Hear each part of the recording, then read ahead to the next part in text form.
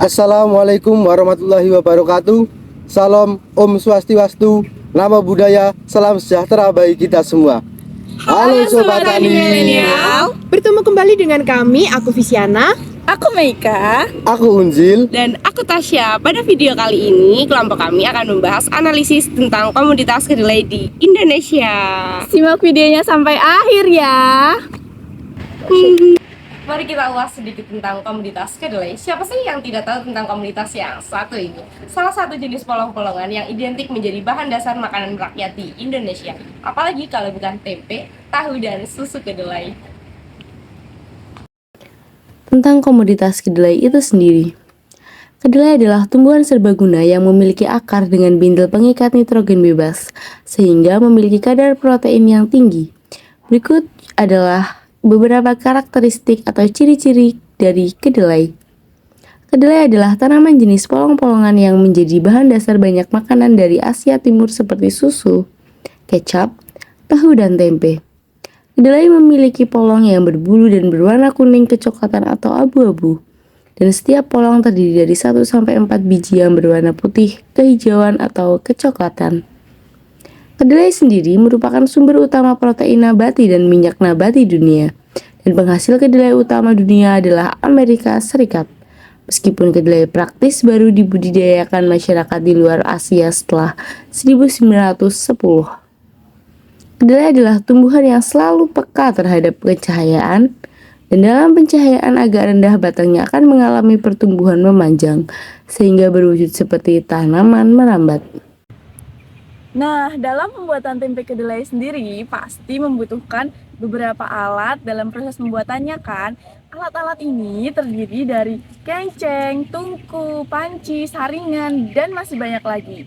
Untuk penjelasan lebih lengkapnya, ikutin aku terus yuk.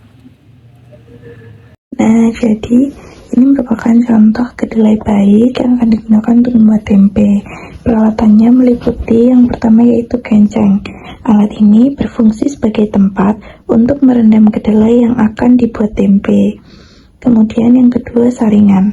Alat ini berfungsi untuk menyaring kedelai setelah direndam dan akan dikukus. Untuk contoh gambar itu menggunakan tampah. Tampah juga bisa digunakan sebagai saringan kedelai. Kemudian yang ketiga ada tungku masak.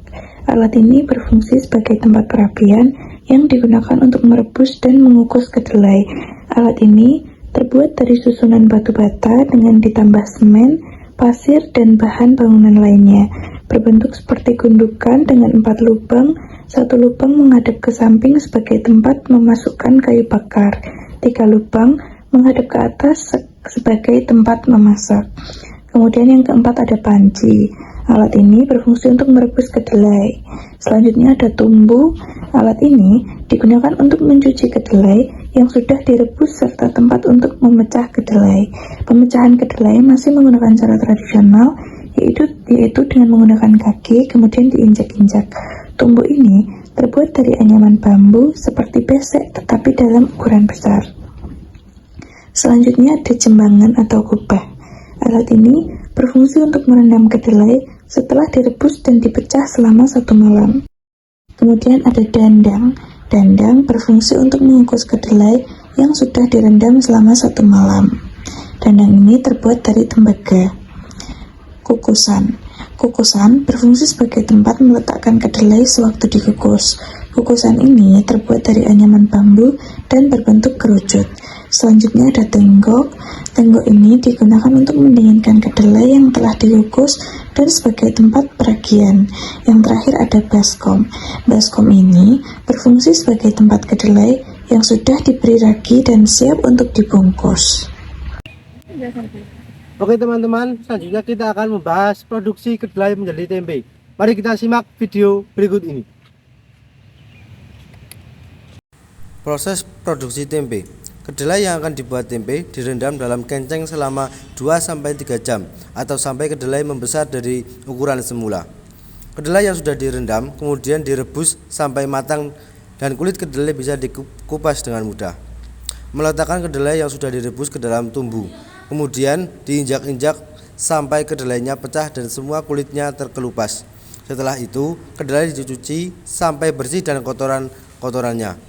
Kedelai yang sudah dipisahkan dengan kulitnya direndam ke dalam jambangan atau gubah selama 1 malam dan sampai kedelainya keluar lendir sehingga jika dipegang akan terasa licin.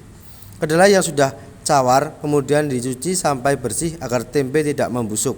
Setelah dicuci, kedelai dikukus dan direbus kembali selama 3 jam atau sampai kedelainya tanak. Setelah kedelai dikukus atau direbus, kemudian ditiriskan dan diratakan di atas tengkok agar cepat dingin. Setelah kedelai dingin, kemudian diberi ragi secukupnya, kemudian diaduk-aduk dan dibolak-balik agar ragi merata. Setelah diberi ragi, kedelai kemudian dibungkus dengan daun. Kedelai yang sudah dibungkus kemudian dibiarkan selama 2 hari hingga tempe kedelai siap dijual. Kebutuhan komoditas kedelai di Indonesia meningkat seiring bertambahnya jumlah penduduk dan juga berkembangnya industri pangan berbahan baku kedelai. Produktivitas tanaman kedelai dipengaruhi oleh kualitas dan juga kuantitas benih dan juga teknologi budidaya tanaman lainnya. Naiknya rata-rata harga kedelai impor pada bulan Februari 2022 hingga menembus angka 12.600 per kilo, tertinggi sejak tahun 2018, merupakan salah satu peluang dalam pengembangan kedelai di dalam negeri, yang saat ini hanya berkontribusi tidak lebih dari 20%. Pada prinsipnya, usaha tani kedelai berkembang, maka sistem pemberian kedelai pun akan berkembang pula. Mengingat keadaan tersebut menjadikan produksi pangan berbahan dasar kedelai berpeluang untuk dilakukan. Mengapa demikian? Karena semakin tinggi permintaan pasar dan kebutuhan penduduk, maka semakin besar juga produksi yang akan dilakukan. Hal ini dapat memberikan keuntungan yang besar khususnya para produsen kedelai dan pastinya dapat memajukan sektor pertanian bahan pangan terkhususnya komoditas kedelai di Indonesia. Oke, Sobat Tani Milenial dimanapun kalian berada, tadi itu adalah hasil paparan dari kelompok kami tentang komunitas kedelai. Dan semoga video tersebut dapat bermanfaat bagi Sobat Tani Milenial semuanya. Jangan lupa komen, like, and subscribe. See you on the next video.